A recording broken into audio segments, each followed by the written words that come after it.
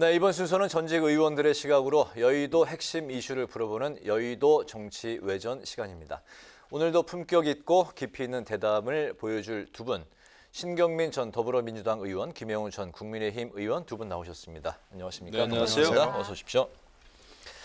이제 취임 2개월을 맞고 있는 윤석열 대통령의 지지율 3주 연속 데드 크로스에 이어서 긍정, 부정 평가 격차가 10%포인트 이상 차이가 더 벌어진 여론조사 결과가 이제 나왔습니다. 임기 초반이고 외교적인 이벤트가 있었음에도 이렇게 지지율이 하락하고 저조하게 나오는 가장 핵심적인 배경은 어디에 있다고 보시는지 먼저 들어볼까요? 더 나빠질 거예요, 그런데. 더 나빠진. 문제는 더 나빠질 수밖에 없는 게 지금 현재 경제 위기가 일단 범상치 않고요. 외교적인 어떤 혼란이라고 그럴까요? 이게 지금 겹쳐 보입니다. 그게 멀지 않은 것 같아요. 그래서 경제와 외교가 같이 겹치게 되면은 이게 이제 걷잡을 수가 없는 위기로 더 커지는 거죠. 거기에다가 이제 인사를 비롯한 국정 혼선, 네. 그리고 지금 좀 이따 얘기하겠지만 당내 갈등, 뭐 이런 것들이 다 지금 겹쳐서 막 한꺼번에 동시다발로 지금 일어나고 있어가지고 올라갈 요인이 거의 눈에 보이지 않는 것이 지금 이제 CG 저희가 보고 있습니다만 한 2주 정도만 해도 굉장히 비슷했거든요. 47.6 대 47.9. 근데 지금 2주 후에 긍정 부정이 10%포인트 이상 이제는 급격히 벌어졌습니다. 오차 범위를 벗어나 있는 거죠. 네. 그러니까 금방 그 말씀드린 여러 가지 요인들이 지금 계속 서로 복합적으로 하면서 에스컬레이트가 되고 있죠. 거기다가 지금 부인 변수가 자꾸 더 생기는데 저 부인 변수를 조치를 하지 않고 지금 내버려 두고 있거든요. 네. 지금 클릭 수가 높다고 그러면서 관심이 높으니까 좋은 거 아니냐라고 착각을 하는 건데요. 클릭 수가 높아서 관심이 높다고 그래서 호감으로 가는 건 아닙니다. 이거 빨리 여러 번 얘기했지만 대책을 세워야 되고요. 이 대책을 세우지 않고 이렇게 임시 방편으로 땜빵식으로 가면은 또 터지게 돼 있거든요. 그리고 도어 스태핑, 빨리 개선안을 내놓지 않으면 계속해서 지금 여러 가지 이 요인들이 계속 상승 효과를 내면서 부정 여론이 많아지면 많아졌지 부정 여론이 줄어들 것 같지가 않아요. 네네. 지지율 왜 이렇게 하락한다고 보십니까? 뭐 신경민 의원님이 지적하신 부분이 대부분 맞습니다. 네. 일단 제가 볼 때는 인사 문제가 좀 있습니다. 그러니까 이제 잘 저희가 봐야 되는 것이 문재인 정부가 왜 실패했는지, 왜 정권을 교체 당했는지를 우리가 알아야 된단 말이죠. 네. 당시에 이제 문재인 정부가 인사를 사실은 상당히 무리하게 하지 않았습니까? 회전문 인사도 많이 했고, 그 다음에 또 인사청문 보고서 채택 없이 그냥 임명 강행을 여러 차례 했고, 그리고 이제 민변이라든지 뭐 참여연대 출신들이 많이 자리를 또 차지했고, 그것 때문에 사실은 정권이 교체된 거란 말이죠. 그런데 지금 윤석열 정부 들어서 그래도 문재인 정부하고는 다르겠지라고 하는 기대가 상당히 있었는데 조금 데자뷰가 지금 연상이 된단 말이죠. 그리고 이제 지금 인사 여러 가지 실패 이걸 지적을 하면은 문재인 정부 때는 더 심하지 않았느냐. 그러니까 이게 다시 또 문재인 정부 탓을 하는 네. 그런 모습은 좋지가 않은 거죠. 그래서 문재인 정부 때 보여줬던 안 좋은 모습이 다시 재현되는 듯한 이런 것이 또 그것을 바라보는 그 이제 윤석열 정부의 또 태도가 문제가 있지 않나 이런 생각이 들고요. 그리고 지금 국민의힘 집권 여당인 국민의힘이 윤석열 정부를 뒷받침하지를 잘 못하고 있습니다. 거의 모든 뉴스가 세력 갈등, 또 이준석 당대표의 윤리 심판 문제, 뭐 이런 것이 거의 정말 그야말로 언론에 도배를 하다 보니까 네. 지금 이제 정권 교체를 위해서 윤석열 대통령을 택했던 지지층들도 이건 아닌데 하는 그런 게 점점 이탈하는 현상이 있는 거 아닌가 이런 생각이 듭니다. 특히 이제 뭐 TK 지역에서 지지율이 많이 빠졌다는 거 아닙니까? 네. 이것은 굉장히 위험한 신호가 되겠죠. 네. 그리고 이제 공과 사를 구분해야 되는 문제. 그러니까 봉화마을, 그러니까 김건희 여사 봉화마을 갔을 때도 그랬지만은 더더군다나 정말 중요한 국제 정상회의 나토 회담에 그 사적인 인물이 가서 관여를 했다. 이것은 문제가 있는 거죠. 이것은 정말 문제가 있습니다. 대통령실의 모든 전 직원은 확실하게 신원 조회가 돼야 되는 것이고 신원 확인이 돼야 되는 것이고 그런데 그런 공적인 일에 사적인 인물이 아무리 능력이 있다고 하더라도 그렇게 그냥 그 대통령 또 김건희 여사의 일정의 기획이라든지 이 준비하는 일에 관여를 했다면 그것은 분명히 문제다. 그런 것 때문에 사실은 과거 정부가 무너졌거든요. 그래서 그것은 반면 교사로 삼아야 되겠죠. 네. 대통령은 근데 이런 그 여론조사에 대해서 지지율은 이제 의미가 없다라고 이제 또 언급을 했습니다. 정말 그 대통령 지지율은 뭐 참고할 뿐 개의치 말고 자신의 의지대로 계속 밀고 나가야 되는 부분인 건지 두 분은 어떻게 보세요? 그러니까 이걸 이렇게 쭉 보면은요, 지금 여러 가지 얘기들이 거의 많이 나왔는데 대통령이 한가한 태도를 보이는 거예요.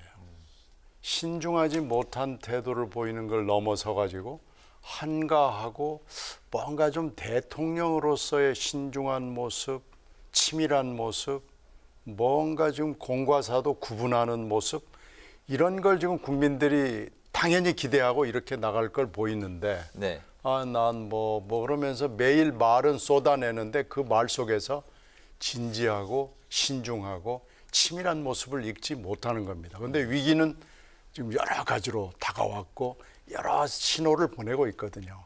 그러니까 이런 대목에서 대통령이 이 도어 스태핑을 매일 이렇게 신중하지 못한 얘기, 정제되지 못한 얘기를 하는 것은 계속 떨어뜨리는 부정적인 요소만 지금 매일 생산을 하게 되는 거거든요. 네. 그러면서 그의 금방 앵커께서 말씀하신 그 얘기, 나는 지지율 신경 안 씁니다 하는 얘기도 오만하게 들리거든요. 그러니까 이런 것들을 빨리 고쳐야 됩니다. 빨리 고치고 신중한 모습, 그리고 위기를 위기로 인식하는 모습, 그 국민들과 같이 가겠다는 얘기, 어려움에 동감하는 그런 태도, 이런 것들을 빨리 대통령으로서의 자세, 기본을 돌아가야죠. 네. 지지율을 바라보는 그 대통령의 자세 시각 어떻게 보십니까? 그러니까 이제 지지율 신경 안 쓴다. 뭐 지지율이 중요하겠습니까? 국민을 위해서 열심히 일하는 게 중요하지. 이런 이제 언급은 했는데 네. 그 취지는 우리가 이해를 할 수 있어요. 대통령으로서의 책무 이런 걸 이제 열심히 하겠다. 일희일비하지 않겠다라고 하는 그 진정성은 있습니다. 네. 하지만 정치라는 것이 또 지지율, 그러니까 지지율이라는 것은 여론이고 민심이란 말이죠. 이 민심이라는 것은 정말 그 배를 띄울 수도 있고 뒤집을 수도 있고요. 네. 그 민심이 바닷물처럼 썰물처럼 완전히 빠져나가면 그 배가 노를 저어도 앞으로 나아갈 수가 없습니다. 그거 굉장히 중요한 거거든요. 그리고 지지율이 나빠지면은 신경 안 쓰려고 해도 신경 안 쓸 수가 없고, 그다음에 대통령도 정치인도 사람인지라 일단 평정심을 잃기가 쉬워요. 그래서 지금 도어 스태핑 하는 거 보면은 어제도 보면은 상당히 좀 이렇게 격한 모습이 보인단 말이죠. 약간 기자들의 질문에 대해서 약간 짜증 섞인 답변식으로 이야기를 한단 말이죠. 네. 그것은 지지율이 신경 쓰인다는 거거든요. 지지율 좋을 때는 얼굴, 표정도 편안하죠, 사람이. 정치하는 사람들이 그렇습니다. 그래서 지지율이라고 하는 것은 그냥 무시할 것은 아니다. 그리고 지지율이 너무 낮게 되면 다른 어떤 좋은 일, 좋은 프로젝트를 하려고 해도 동력이 안 붙습니다. 그래서 지지율이 중요한 거죠. 그래서 지지율을 끌어올리기 위해서 무엇이 필요한가? 여러 지금 다양한 그 지적, 비판들이 지금 쏟아지고 있는데 이것에 대해서 일단은 긍정적이어야 된다.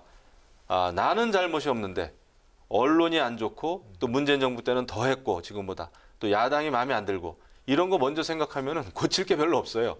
하지만은 비판에 대해서 왜 이런 비판들이 일어나나? 그리고 청와대에서 용산으로 왜 대통령 집무실을 옮겼나? 그것은 진정한 소통을 하기 위해서란 말이죠. 그래서 도어 스태핑도 어떤 변명이나 아니면 듣기 싫은 질문에 대해서 딱 잘라 이야기하고 그런 게 아니라 정말 그 자리를 준비를 잘한다면은 저는 굉장히 좋은 그 계기로 삼을 수 있을 것 같단 말이죠. 네. 그래서 그 점에 대해서 좀 더 신경을 써줬으면 좋겠다. 하는 당부의 말씀을 드립니다.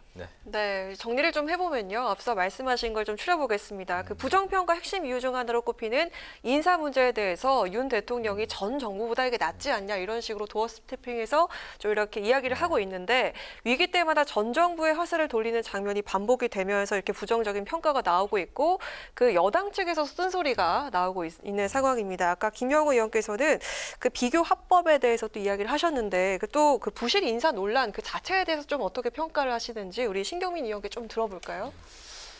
그 비교 화법을 쓰고 싶은 유혹이 있겠죠. 저건 좋지 않습니다.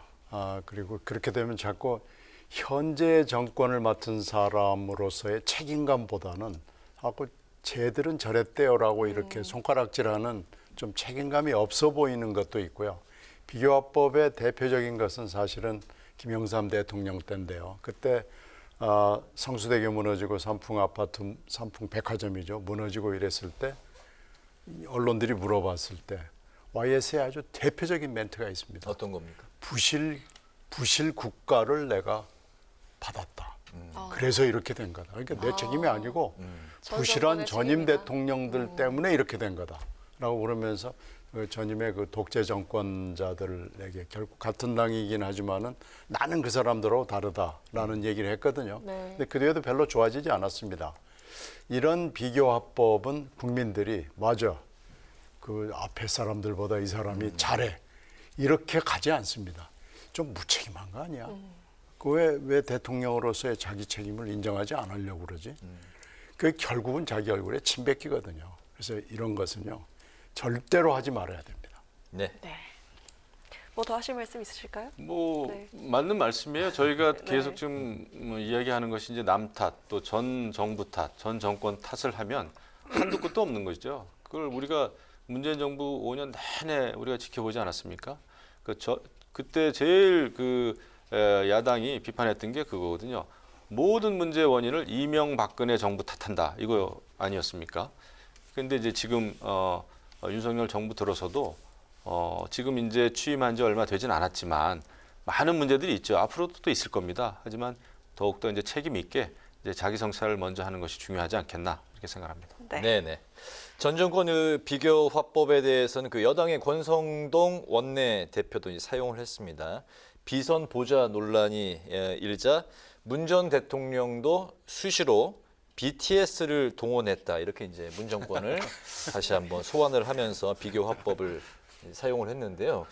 대통령실은 이제 해당 인물이 기획에는 참여했지만 김건희 여사를 수행한 적은 없다. 이건 이제 해명성 발언으로 또 내놨습니다. 비선 논란, 비선 보좌 논란 두 분의 생각 한번 들어보겠습니다. 이건 비교를 넘어서서 비유가 일단 잘못됐고요. BTS는 그때 특별한 임무를 주었죠. 우리 홍보대사로 같이 갑시다. 그래서 손잡고 간 경우고요. 이건 그게 아니잖아요. 아무도 몰랐잖아요. 근데 알고 보니까 이런 사람이 있었다. 그것도 현재 인사비서관의 부인이고 검찰을 재직할 때부터 잘 알던 인물이었고 네. 뭐 어쩌고 저쩌고 하는데 만약에 이 사람이 수행을 안 했다고 지금 그러는데 그것도 뭐 확인해 봐야 되겠지만요. 만약에 기획에서부터 계속 관여를 했다 그러면은 발령을 내야죠. 임시로라도 발령을 내야죠. 그래서 그 사람을 신원조회를 해서 이런 국가 기밀이나 국가에 굉장히 중요한 일을 할 수 있는데 아무 문제가 없는. 아무리 검사 부인 전 검사 부인이죠. 지금은 인사비서관. 남편이 인사비서관이기 때문에 또 같이 인사를 하기가 이제 좀 모호했다. 그러니까 그건 안 되는 거죠. 그러면 안 되는 겁니다. 뭐 다른 사람을 찾든지 아니면은 다른 방법을 찾아야죠. 네. 그러니까 이렇게 하면은 나는 이것도 내로남불의 전형이라고도 볼 수도 있어요. 나는 이렇게 해도 괜찮고 다른 사람은 이렇게 하면 안 된다라고 그러면 안 되는 거고요.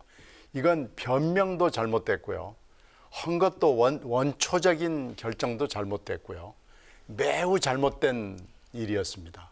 이건 무조건 고개 숙이고 무릎 꿇고 빌고 대책을 세워야 됩니다. 제2부속실을 만들든지 제1부속실에 정말로 그 건장한 사람으로 해서 건장한 사람으로. 부속 팀의 하나 예, 상응하는 그런 팀을 만들어야 된다. 영부인 팀을 만들든지 네. 아니면 정 안 되면 다른 방법을 찾든지. 그리고 지금 사무실을 또 같이 만든다는 게 그게 말이 되는 얘기입니까? 이렇게 하지 말고 공식화하고 하늘 아래 떳떳하게 하는 것이 맞습니다. 네, 김 의원님. 그러니까 이제 나토 정상회담이라고 하는 굉장히 중요한 회담을 잘 지금 끝내고 왔습니다. 지금쯤이면 사실 그 나토 정상회담에 있었던 많은 그 일화들이 있어야 되고 국제 흐름의 재편이 어떻게 이루어지고 있는지, 그다음에 그 속에서 윤석열 대통령이 한미일 회담을 통해서 어떤 좋은 일들을 했는지 이런 게 연일 보도가 되는 게 정상이에요. 지금 나토 회담 끝난 지 며칠 안 됐잖아요. 네. 그런데 결국은 비선 문제가 나왔단 말이죠. 그래서 스스로 이것은 지지율을 갉아먹는 그런 결과를 좀 초래하게 된 거죠. 비선이 있으면 안 됩니다. 더더군다나 이것은 지난번에 그 KTX를 타고 이제 김건희 여사가 봉하마을 갔을 때 어떤 우리가 잘 모르는 어느 그 대학교의 그 여교수와 함께 가지 않았습니까? 그때 이제 우리가 처음 비판을 많이 했잖아요. 비판을 많이 받았습니다. 그때 이제 대통령께서도 대통령 처음 하는 거라 잘 모르겠다. 방법을 가르쳐 달라. 그때 그런 그 언급이 있었어요. 근데 지난번에도 말씀드렸습니다만은 대한민국 대통령은 누구나 처음이자 마지막입니다. 대통령 한 번밖에 못 해요. 재선을 못 하니까. 그렇습니다. 그래서 한 번 있었던 실수로부터 우리가 반면교사로 배워야 되거든요. 빨리 대책을 세웠어야 되는데 그것이 유야무야 됐고요. 지금 또 이제 첫 해외 순방이었는데 아마 김건희 여사든 대통령이든 마음을 잘 알아주는 오래된 측근들이 편하죠. 알아서 해주니까요. 네. 하지만은 그 국제 이게 외교 무대 아닙니까? 그렇기 때문에 밤이나 낮이나 모든 행사는 공식 일정이었고, 그래서 이것을 그 등록이 되지 않은 신원조회를 마치지 않은 그냥 측근이 편하기 때문에 관여했다. 이것은 설명이나 해명이 되지가 않습니다.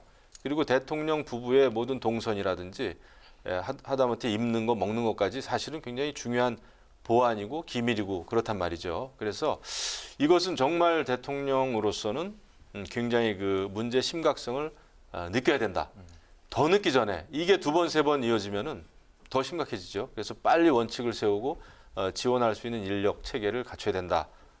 이렇게 생각합니다. 네. 네, 자 이제 여야 내부 상황 짚어보도록 하겠습니다. 이준석 대표 징계를 심의할 윤리위가 바로 내일이죠. 하루 앞으로 다가왔습니다. 근데 이 대표가 지금 그 삼윤과 얽혀 있는 상태라고 볼 수가 있는데 삼윤하면 뭔지 아십니까?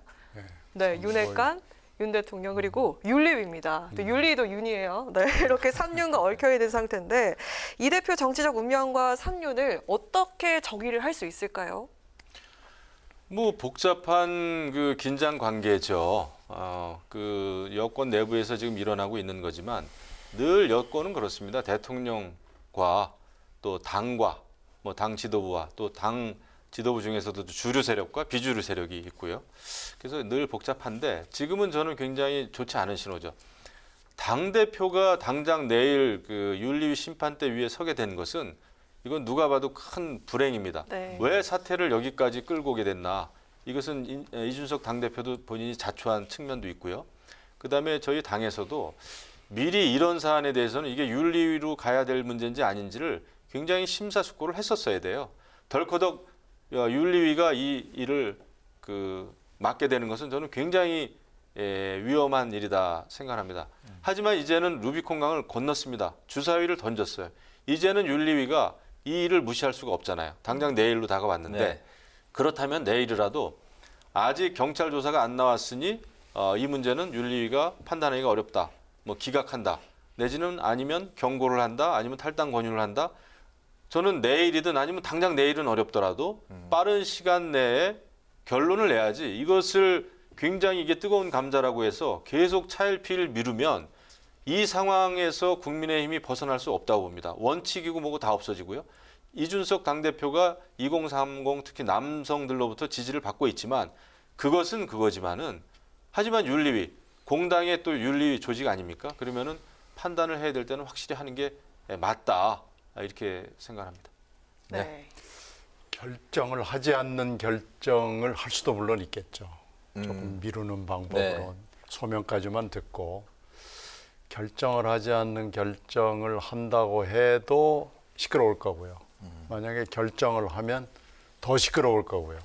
그 결정이 매우 심각한 결정을 하게 되면 이제 이준석 대표가 법적인 조치, 정치적인 대항 뭐 해가지고 거의 세계대전급의 일이 국힘당 내부에서 일어나서 윤 대통령 인기를 떨어뜨리는데 기여하겠죠. 그렇게 되면 이제 이준석 이후를 어떻게 준비해야 되느냐라는 거 가지고 논의를 하게 될 텐데 하여튼 내일 굉장히 중요한 날이고요. 하여튼 저희 입장에서는 흥미진진하게 보고 있습니다. 그 신 의원님이 다른 방송에서 이제 그 언급하신 내용 중에 그 이양희 위원장인가요? 네. 예, 저분의 의지가 굉장히 좀 확고한 평소 그런 스타일이기 때문에 이거 굉장히 흔들리지 않을 것이다라고 그렇죠. 말씀하셨는데 지난번에 2주 전에도 그때도 뭐 미사일 쏘고 별짓 다 했는데 흔들리지 않고 가잖아요. 네. 그러니까 이양희 위원장이 입장에 서 있을 거라고 생각하시는 건가요? 저는 뭔가는 있을 거라고 봅니다. 그리고 이양희 위원장을 그 사이에 흔드는 얘기를 이준석 대표 쪽에서 굉장히 많이 했습니다. 네. 그걸 이양희 위원장이 다 듣고 있고요. 나에 대한 인신공격을 이렇게 하는구나. 그 인신공격은 사실 방송으로 얘기하기 힘들 정도의 인신공격이 있었기 때문에 네. 이양희 위원장이 매우 불쾌하게 생각하고 있습니다. 그럼 내일 징계가 나올 가능성이 높다고 관측을 하시는 건가요? 저는 일단은 결정을 뭔가는 하겠죠. 알겠습니다. 결정을 미루는 결정을 포함해서 결정을 하겠죠. 알겠습니다. 어쨌든 그 심의를 이제 하루 앞둔 여당의 이준석 대표가 이제 침묵을 깨고 반격에 나섰는데 이번은 그 민주당의 우상호 비대위원장이 오늘 그 모든 그 일정을 이제 취소하고 내부 갈등으로 전대율 비대위 수정안을 철회한 것에 대한 불편한 심기로 취소를 한 것이냐 뭐 이런 이제 관측도 나오고 있습니다. 이에 대한 이제 평가와 또 전준위의 그 전대룰 안이 비대위에서 뒤집고 다시 전준위 안으로 다시 이제 거의 다시 돌아간 그런 분위기인데요. 이번에 뒤집힌 또 전대룰에 대한 평가는 또 어떻게 생각하시는지 들어볼까요? 똑같이는 안 됐지만 하여튼 좀 우상호 위원장으로서는 불편하게 됐죠. 우상호 위원장이 뒤집었는데 다시 그걸 뒤집어서 원위치를 시켰고 결국은 대표를 컷오프하는 방식하고 최고위원을 컷오프하는 방식을 또 이원화했죠. 하여튼 어찌됐든지 간에 우상호 위원장으로서는 불편하게 됐고 결국은 친명계의 승리라고 봐야 되겠죠.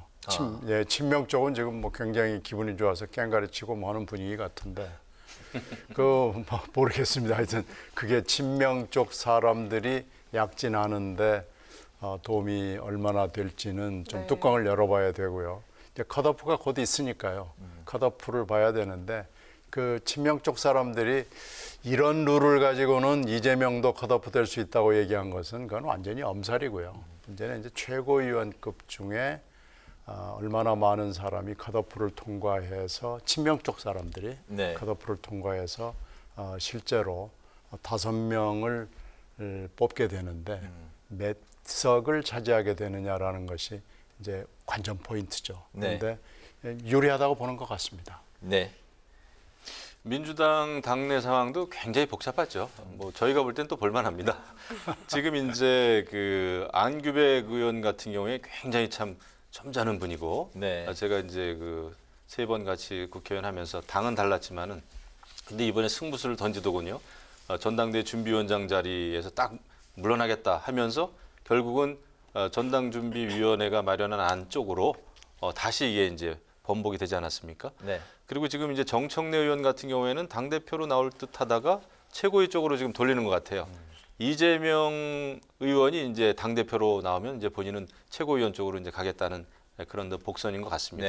네. 결국은 이제 이재명 의원이 당 대표로 나설 것이냐 안 나설 것이냐 아직까지 결론은 안 났지만 뭐 나선다고 봐야죠.